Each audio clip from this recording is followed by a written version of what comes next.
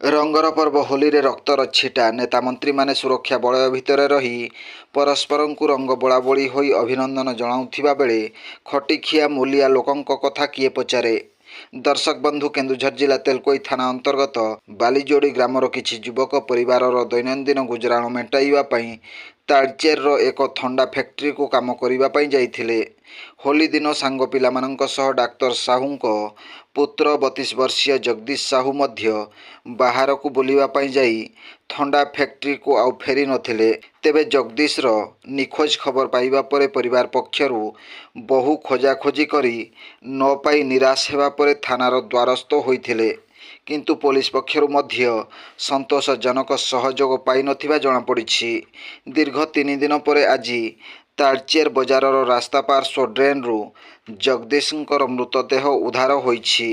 तेबे एहा हत्या करा जाई थाई पारे बोली विभिन्न महलरे आलोचना हेउथुवा बेले परिवार पक्षरु मध्य हत्या करा जाइछि बोली स्पष्ट मत रखिबा सह उचित न्याय प्रदान पाई दाबी जणाइछंती। ब्यूरो रिपोर्ट जनजागरण ओडिया। वीडियो गुडी को आपण मानकु भलो लागुथिला हम चैनल को सब्सक्राइब करिवा सह लाइक शेयर करिवा को भूलंतु नाही।